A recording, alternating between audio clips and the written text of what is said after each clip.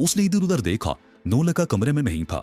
दरवाजा खुला हुआ था। शारिक ने उठकर दरवाजा बंद कर दिया और समीना भी सामने बैठ गया। बताओ समीना, ये क्या हुआ है तुम्हें?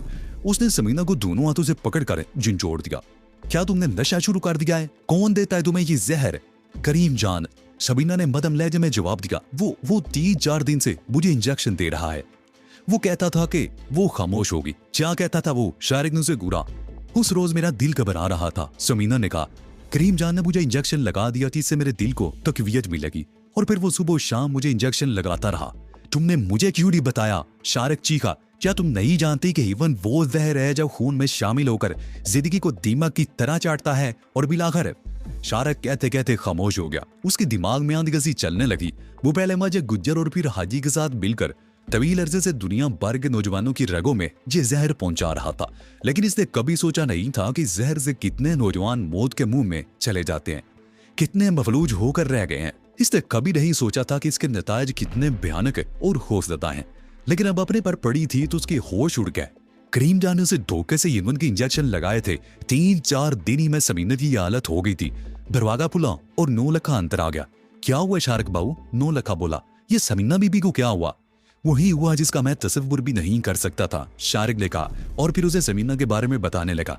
आखिर में वो बोला, नौलखे, आज अपने आप पर आन पड़ी है तो मुझे एहसास हो रहा है कि हम किस तरह मासूम लोगों की जिंदगियों से खेलते हैं। बड़ा जुल्म किया है हमने, लेकिन आज मैं ये वादा करता हूँ कि मेरी जिंदगी का एक एक लम्हा मौत के उन सौदागरों के खिलाफ लड़ते हुए गुजरेगा। मैं बर्बाद कर दूंगा इन सब को, हेरोइन की फैक्ट्रियां तबाह कर दूंगा। शारिक बाबू, नौलखे ने उसकी तरफ देखते हुए कहा, हम लोग तो गर्दन तक इस दलदल में फंसे हुए हैं, कैसे निकल सकेंगे इनसे? तुम मेरा साथ दो, शारिक बोला। जिंदगी और मौत की परवाह किए बगैर हम अपनी जिंदगी की आखिरी लम्हों तक ये लड़ाई जारी रखेंगे। मैं तुम्हारे साथ हूँ। नौलखे ने उसकी तरफ हाथ बढ़ा दिया। उन दोनों ने बड़ी गर्मजोशी से हाथ मिलाते हुए यह ऐद किया गया वो मौत की इन सौदागरों के खिलाफ जंग शुरू कर देंगे। मैं करीम जान की गर्दन पकड़ लूंगा, नौलखे ने कहा। नहीं, शारिक बोला, ऐसा करना खतरनाक होगा। अलबत्ता हम ये कर सकते हैं कि अब समीना को अपने पास ही रखेंगे और करीम जान को इसके करीब आने का मौका ना देंगे। अब वो इसके करीब नहीं आएगा, नौलखे ने कहा। समीना गाड़ी पर पड़ी उसकी बातें सुनती रही। 3-4 रोज और गुजर गए। समीना उन्हीं के साथ रह रही थी और इसी दौरान उसकी तबीयत भी संभल गई थी। यह गनीमत था कि शुरू ही में पता चल गया था और इसकी रोकथाम कर ली गई थी। लेकिन उस वाक़े ने शारिक की आंखें खोल दी थी। उस रात वो खाना खा रहे थे कि बस्ती का एक आदमी अंदर दाखिल हुआ। वो दरवाजे के करीब ही रुककर बारी बारी सबकी तरफ देखने लगा। फिर मलिक तोते की तरफ बढ़ते हुए बोला, टूल खान का पैगाम आया है। वो अपने आदमियों के साथ घाटी में मौजूद है और आपकी तरफ से किसी पैगाम का मुंतज़िर है। उसे इतला भिजवा दो कि वो घाटी ही में रहे और जब तक मेरी तरफ से दूसरा पैगाम ना मिले बस्ती में ना आए, मलिक तोती खान ने कहा। वो आदमी बाहर चला गया। उनमें ये गुफ्तगू दरी जबान में हुई थी। उस आदमी के जाने के बाद मलिक तोती ने शारिक वगैरह को उर्दू में तूर खान के बारे में बता दिया। खाना खाने के तकरीबन आधे घंटे बाद वो बैठे बातें कर रहे थे कि फायर की आवाज सुनकर चौंक गए। राइफल की फायर की आवाज बहुत दूर से आती हुई महसूस हुई थी। ओह! शारिक एक झटके से उठकर खड़ा हो गया। मेरा ख्याल है पुलिस हमारी तलाश में बाग के करीब पहुंच चुकी है।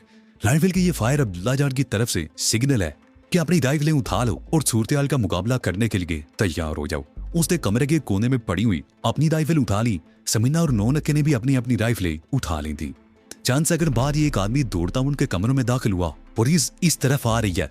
वो शारिक की तरफ देखते हुए बोला, मलिक तोती ने कहा है कि तुम लोग तय खाने में पहुंच जाओ। ठीक है, चलो, शारिक ने कहा और अपने साथियों को इशारा किया। वो लोग कमरे से निकलकर सेन उबूर करके सामने वाले बरामदे में दाखिल हो गए। यहाँ की तार में कई कमरे बने हुए थे। वो आदमी उन्हें लेकर एक कमरे में घुस गया और ठीक उसी लम्हे फिजा और फायरिंग की आवाज से गूंज उठी। शारिक को समझने में देर न लगी कि पुलिस बस्ती में पहुंच गई थी और बस्ती वालों ने मुकाबला शुरू कर दिया था। फायरिंग की आवाज बढ़ती जा रही थी। उस आदमी ने कमरे का दरवाजा बंद कर दिया और फर्श पर बिछा हुआ कालीन एक कोने से पकड़कर उठाने लगा। तयासाने का रास्ता इतना कुशादा नहीं था कि वो सब बैत वक्त उसमें दाखिल हो सकते। बुल्ला नसीरुद्दीन भी अपनी बीवी और बेटी शाहपरी को लेकर पहुंच गया था। शारिक दया खाने के दरवाजे पर खड़ा था। उसने सबसे पहले नौलखे को नीचे उतारा, फिर शाहपरी और उसकी मां को। वो बुढ़िया भी दरवाजे ही में थी कि उस मकान का आंगन भी फायरिंग से गूंज उठा। पुलिस मलक तोती खान के 2 आदमियों का पीछा करते हुए इस तरफ आ गए थे। मुल्ला नसीरुद्दीन ने राइफल संभाली और शारिक की तरफ देखते हुए चीखा, मैं इन लोगों को रोकता हूँ, तुम मजदर चलो, जल्दी करो। शारिक कुछ कहना ही चाहता था कि कई गोलियां उस कमरे के दरवाजे और खिड़कियों पर आ लगी। शारिक ने खिड़की की आड़ में होकर फायरिंग शुरू कर दी। मुल्ला नसीरुद्दीन दूसरी खिड़की के करीब खड़ा था, वो भी फायरिंग कर रहा था। वो लोग पहुंच गए हैं, तू भागो यहाँ से। मुल्ला नसीरुद्दीन एक बार फिर चीखा। शारिक दौड़ता हुआ तहखाने के दरवाजे में दाखिल हो गया। अंदर दाखिल होते ही उसका हाथ दीवार पर एक ऐसी जगह लगा जहां उस दरवाजे का मैकेनिज्म पोशीदा था। वो दरवाजा खुद ब खुद बंद हो गया। बाहर से फायरिंग की आवाजें अभी भी सुनाई दे रही थी। दरवाजा बंद होने की वजह से आवाज की शिद्दत कम हो गई थी, लेकिन फिर अचानक ही फायरिंग की आवाजों में शिद्दत पैदा हो गई। शारिक अच्छी तरह जानता था कि तहखाने का रास्ता बंद हो जाने के बाद बाहर से किसी अजनबी के लिए अंदाजा लगवाना दुश्वार था कि तहखाने का रास्ता कहाँ है। वो मुड़कर इधर उधर देखने लगा। वो इस वक्त सबसे ऊपर वाली सीढ़ी पर था। नीचे गहरी तारीकी थी, हाथ को हाथ सुझाई नहीं दे रहा था। उसे अपने साथी भी नजर नहीं आ रहे थे। दफतन अपने चेहरे के करीब ही रोशनी का नुक्ता देखकर चौंक गया। वो खुफिया दरवाजे में एक छोटा सा सुराख था जो टेडी पैसे से ज्यादा बड़ा नहीं था। शारिक ने उस नन्हे सी सुराख से हाथ लगा दी और दूसरे ही लम्हे वो कांप उठा। दो पुलिस वालों ने मुल्ला नसीरुद्दीन को दबोच रखा था। वो इससे कुछ पूछ रहे थे और मुल्ला नसीरुद्दीन मुसलसल नफी में सर हिला रहा था। एक पुलिस वाले ने राइफल का बट पूरी कुव्वत से उसके पेट पर दे मारा। मुल्ला नसीरुद्दीन चीख उठा। पुलिस वाले ने फिर कुछ पूछा। मुल्ला नसीरुद्दीन ने इस मर्तबा भी इनकार में सर हिला दिया। पुलिस वाले ने एक बार फिर उसके पेट पर राइफल का बट मारा। मुल्ला नसीरुद्दीन फिर चीख उठा। दूसरे पुलिस वाले ने मुल्ला नसीरुद्दीन को पूंछ से इस तरह जकड़ रखा था कि उसके बाजू पुलिस वाले की गिरफ्त में थे। सामने खड़ा हुआ पुलिस वाला मुल्ला नसीरुद्दीन के पेट पर राइफल के बट से वार करता रहा। हर जर पर मुल्ला नसीरुद्दीन चीख उठता, लेकिन उसका सर इनकार ही में हिलता रहा। शारिक को यह समझने में देर न लगी कि पुलिस वाला उससे इन्हीं लोगों के बारे में दरियाफ्त कर रहा था और मुल्ला नसीरुद्दीन कुछ बताने से इनकार कर रहा था। पुलिस वाले ने राइफल का बट उसके चेहरे पर मारा। जरब रुखसार पर लगी थी। मुल्ला नसीरुद्दीन चीख उठा। चेहरे की खाल फट गई और खून बह निकला था। दूसरी जरब उसकी पेशानी पर लगी। पेशानी से भी खून बह निकला। उसका चेहरा खून से तर था। दाढ़ी के बाल भी खून में तर हो गए। मुल्ला नसीरुद्दीन बुरी तरह मचल रहा था, लेकिन पुलिस से दूसरे पुलिस वाले ने उसे जकड़ रखा था। राइफल बरदार पुलिस वाले ने आगे झुककर एक बार फिर मुल्ला नसीरुद्दीन से कुछ दरियाफ्त किया। मुल्ला नसीरुद्दीन ने जवाब देने की बजाय उसके मुंह पर थूक दिया। पुलिस वाला एकदम भड़क उठा। उसने मुल्ला नसीरुद्दीन पर घूंसों और ठोकरों की बारिश कर दी। मुल्ला नसीरुद्दीन बुरी तरह मचल रहा था। दूसरे पुलिस वाले के लिए उसे संभालना मुश्किल हो गया। उसे नसीरुद्दीन को धक्का देकर नीचे गिरा दिया। नसीरुद्दीन मुंह के बल गिरा था। इससे पहले कि वो संभल सकता, दोनों पुलिस वालों ने उस पर ठोकरों की बारिश शुरू कर दी। नसीरुद्दीन ज़िबा होते हुए बकरे की तरह बिलबिला रहा था। दोनों पुलिस वाले 2 कदम पीछे हट गए। एक ने राइफल तान ली और दूसरे ही लम्हे वो कमरा गोलियों की आवाज से गूंज उठा। राइफल से निकलने वाली तमाम की तमाम गोलियां मुल्ला नसीरुद्दीन के जिस्म में पैवस्त हो गई। मुल्ला नसीरुद्दीन का जिस्म चिल्ली हो गया। खून की धारें उसके जिस्म से बह निकली और वो कुछ देर तक तड़पा और फिर बेहिस्सो हरकत हो गया। वो दोनों पुलिस वाले कमरे से निकल गए।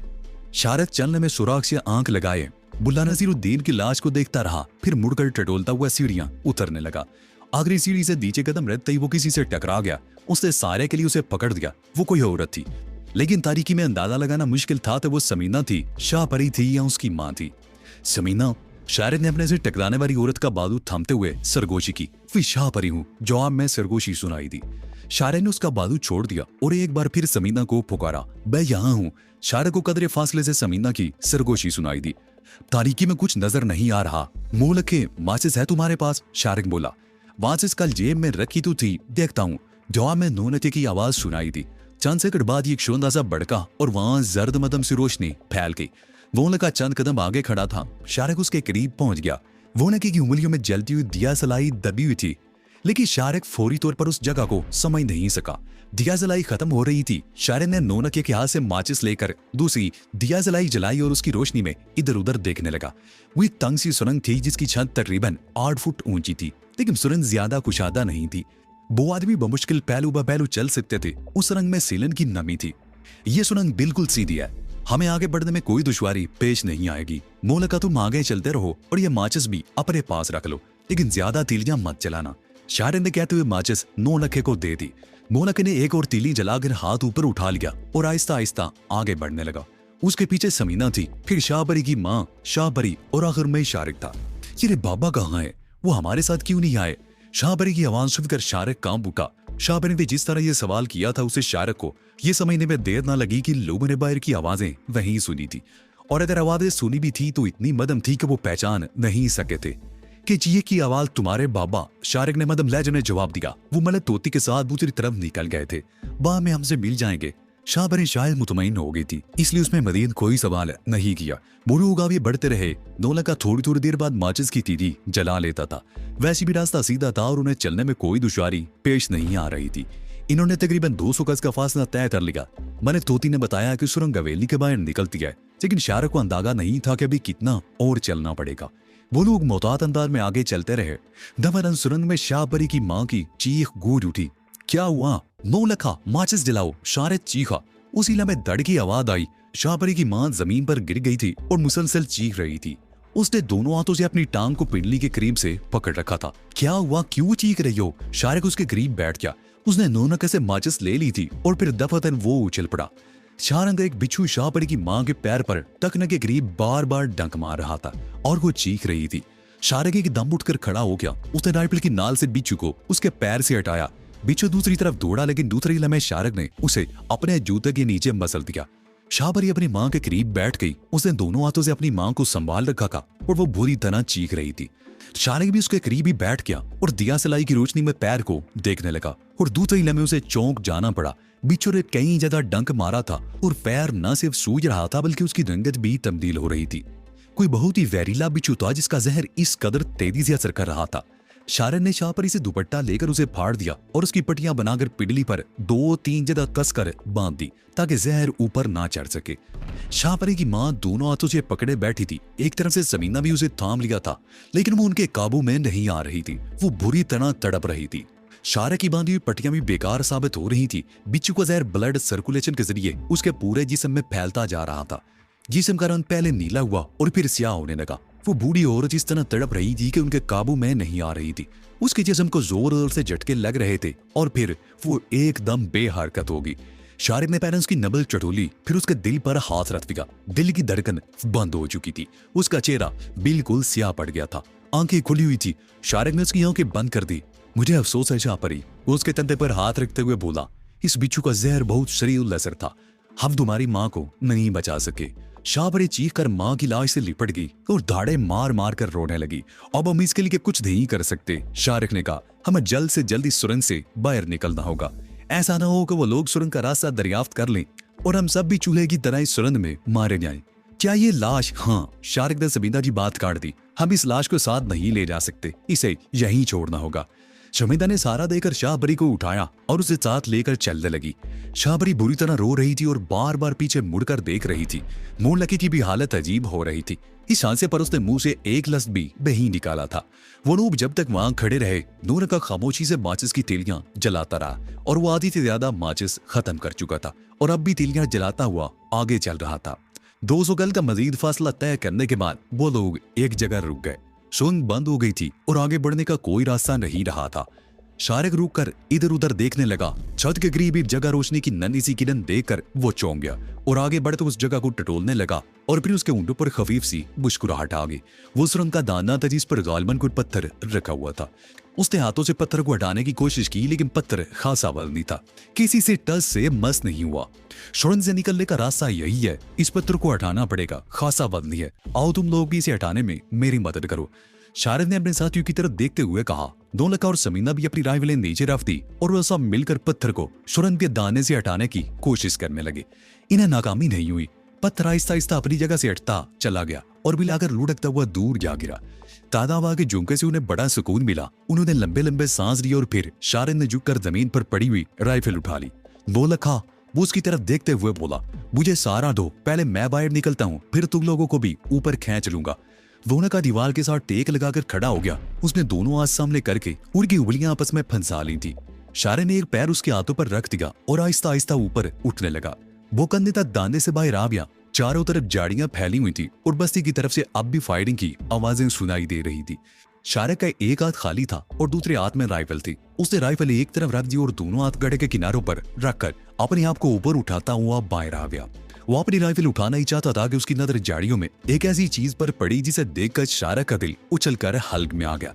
वो कलाशनकोव राइफल की नाल थी जो उसकी तरफ उठी हुई थी। वो लंबा तिरंगा अफवान झाड़ियों से निकलकर सामने आ गया। उसकी बाकायदा दाढ़ी नहीं थी, लेकिन कई रोज का शेव बड़ा हुआ था। सर पर से पगड़ी बंधी हुई थी। उसके कंधे पर एक और राइफल लटकी हुई थी। संध्या पर लिपटे हुए बेल्ट में गोलियां भी भरी हुई थी और कलाशनिकोव और राइफल के 3-4 मैगजीन भी बेल्ट में फंसे हुए थे। उस शख्स ने हाथ में पकड़ी हुई राइफल से इशारा करते हुए फारसी में कुछ कहा, जिसे इशारे तो समझ नहीं सका। शारिक बाबू, सरन में से नोनके की आवाज सुनाई दी। कहाँ चले गए हो शारिक बाबू, हमें तो बाहर निकालो। यह आवाज सुनकर अफगान की आंखों में चमक सी उभर आई। वो जलकर सुरंग के किनारे पर आ गया और नीचे झांकने लगा। और फिर उसने अचानक ही राइफल का रुख नीचे करके नौलखा समीना को अपनी राइफल की तद में ले लिया। ये लीच कहां से आ गया शारिक बाबू, सुरंग में से नौलखे की आवाज सुनाई दी। इससे कहो पहले हमें बाहर निकलने दे, फिर बात कर लेंगे। शारिक को अपनी कम मैगी पर गुस्सा आ रहा था। वो ना तो फारसी जानता था और ना ही पश्तो, और उसके ख्याल में ये अफगानी भी अंग्रेजी या उर्दू नहीं समझता था। लेकिन बहरहाल उसने किस्मत आजमाने का फैसला कर लिया। क्या तुम उर्दू समझ सकती हो, वो उसकी तरफ देखते हुए बोला। अफगानी ने नफी में सर हिलाया। अंग्रेजी समझते हो, शारिक ने अपना जुमला अंग्रेजी में दोहराया। हाँ, मैं थोड़ी बहुत अंग्रेजी समझता हूँ, अफगानी ने जवाब दिया। गुड। शारिक की आंखों में चमक सी उभर आई। वो उसकी तरफ देखते हुए बोला, हम तुम्हारे दुश्मन नहीं बल्कि तोती खान के मेहमान हैं। गांव पर उसके दुश्मनों ने हमला कर दिया है। फायरिंग की आवाजें तुम सुन चुके हो। शारिक ने बस्ती की तरफ इशारा किया जहां से फायरिंग की आवाजें सुनाई दे रही थी। फिर वो बात जारी रखते हुए बोला, क्या तुम तूर खान हो? नहीं, मैं तूर खान का साथी हूँ, अफगान ने जवाब दिया। तुम लोग कौन हो? हम पाकिस्तानी हैं, शारिक ने जवाब दिया। या हम तोती खान के मेहमान थे कि पुलिस ने गांव पर हमला कर दिया। मलिक तोती खान को मालूम था कि पुलिस उसके गांव पर हमला करेगी, इसलिए उसने तूर खान को मदद के लिए पैगाम भेज दिया था। पुलिस ने जब गांव पर हमला किया तो मलिक तोती खान ने अपने मकान के खुफिया रास्ते से हमें इस तरफ निकाल दिया। तूर खान कहाँ है? मैं उससे मिलना चाहता हूँ। घबराओ नहीं, हम दोस्त हैं। पहले मुझे अपने साथियों को बाहर निकालने दो, फिर हम तूर खान से मुलाकात करेंगे। शारिक उसके जवाब का इंतजार किए बगैर झुककर नौलखे को हाथ से पकड़कर बाहर खींचने लगा। नौलखे ने बाहर आकर सबसे पहले बड़ी गर्मजोशी से उस शख्स से हाथ मिलाया। बड़ी खुशी हुई तुमसे मिलकर, उसका हाथ झटकते हुए बोला। बड़े अरसे बाद तुमसे मुलाकात हुई है। आखिरी बार शायद लाहौर के चिड़ियाघर में देखा था। ये वो नहीं है नौलखे भाई, सबीना ने कहा। शारिक उसे भी बाहर निकाल चुका था। लाहौर के चिड़ियाघर में तुमने जो रीछ देखा था वो इंडिया का था। ये तो अफगान है।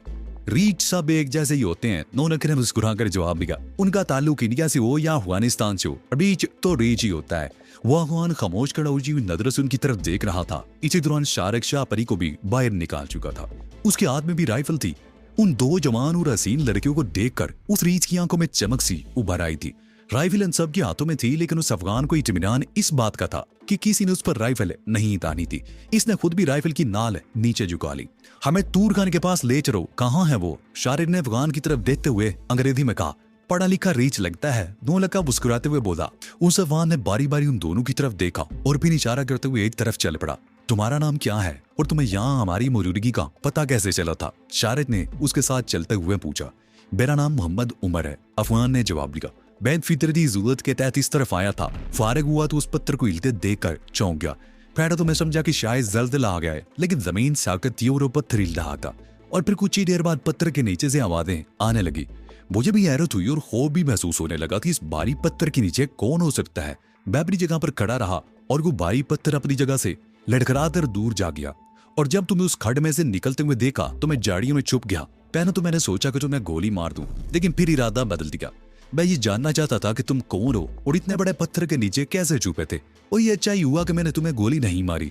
वो लोग बातें करते हुए चट्टान नुमा बड़े बड़े पत्थरों के पास पहुंच गए। वहां भी छोटी छोटी झाड़ियां थी और 8 घोड़े बंधे हुए थे।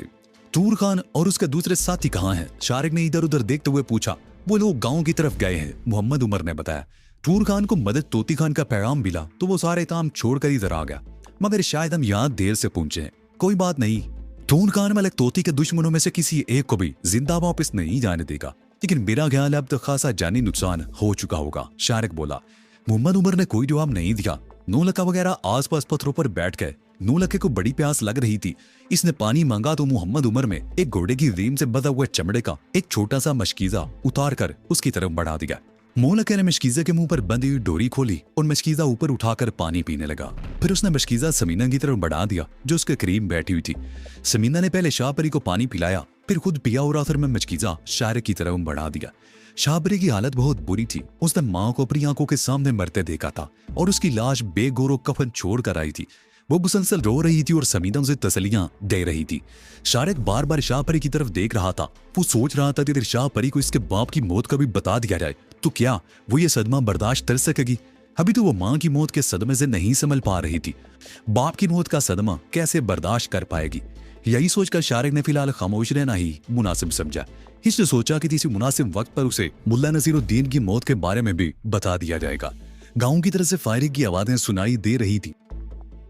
तो ये थी आज की स्टोरी। आपको ये वीडियो कैसी लगी कमेंट में बताएं और हमारा चैनल सब्सक्राइब कर दे, साथ ही बेल आइकन भी दबा दें। अगला एपिसोड जल्द आएगा।